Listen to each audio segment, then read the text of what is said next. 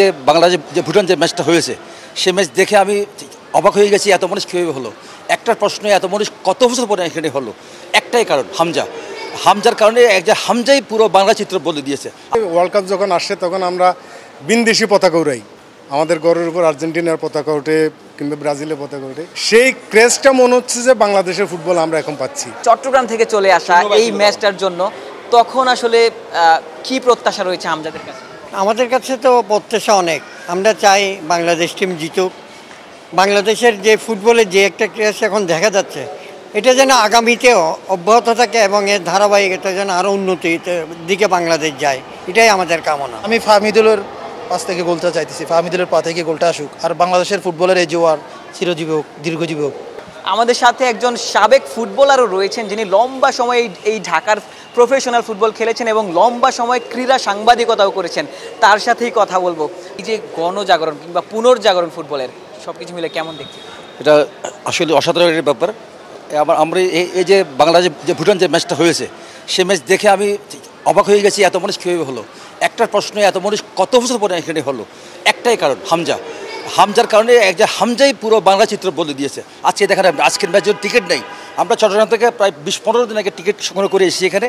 তো আমার মনে হচ্ছে এই যে হামজা, ফাহমিদুল, সামিদ সোম যারা আছেন তাদের সংস্পর্শনে বাংলার জন্য একটা কাউন্টেবল, মানে একটা গণনা করার মতো দল পরিণত হয়েছে। এবং আমরা আশাবাদী আজকের খেলায় আমরা বাংলাদেশ অবশ্যই জয়ী হবে। আমরা চট্টগ্রাম থেকে এসেছি সবাই মিলে, একসাথে মিলে আমাদের উদ্যোগটা সবাই এখানে আসছি।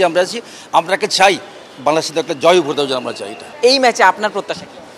এই ম্যাচে আমার প্রত্যাশা হচ্ছে বাংলাদেশ সুন্দর টিম কম্বিনেশনের মাধ্যমে খেলে অবশ্যই সিঙ্গাপুরকে হারিয়ে এশিয়ান কোয়ালিফায়ারের টপার হবে, এটাই আমাদের আন্তরিক কামনা এবং বাংলাদেশ টিমের জন্য শুভকামনা। চট্টগ্রাম থেকে এসেছেন, এই মুহূর্তে ঢাকায়, একটু পর মাঠে প্রবেশ করবেন, এক্সাইটমেন্টটা কেমন, নিজের ভিতর কি ফিল হচ্ছে? এটা অসাধারণ। আসলে আমরা ছোটোবেলায় দেখতাম যে, আমরা এখনও দেখি যে ওয়ার্ল্ড কাপ যখন আসে তখন আমরা বিনদেশি পতাকা উড়াই, আমাদের ঘরের উপর আর্জেন্টিনার পতাকা ওঠে কিংবা ব্রাজিলের পতাকা ওঠে। সেই ক্রেজটা মনে হচ্ছে যে বাংলাদেশের ফুটবল আমরা এখন পাচ্ছি, সেই ফ্লেভারটা আমরা এখন পাচ্ছি। যে আজ থেকে ধরুন 2-4 বছর আগেও বাংলাদেশের ফুটবল নিয়ে এত মাথা কেউ ঘামায়নি কিংবা এত উন্মাদনা ছিল না।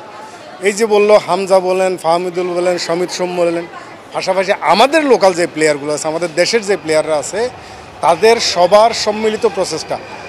আমাদের এখন বাইরের এই প্লেয়ারগুলো আসার কারণে আমাদের দেশের যে প্লেয়াররা আছে তাদের ভিতরে একটা অন্যরকম কম্পিটিশন শুরু হয়ে গেছে যে আমাকে টিমে থাকতে হলে এর সাথে ফাইট করতে হবে। আলটিমেটলি সেই ফাইটটা দেশের জন্য। এটা আমাদের জন্য বিশাল একটা এক্সাইটমেন্টের বিষয়।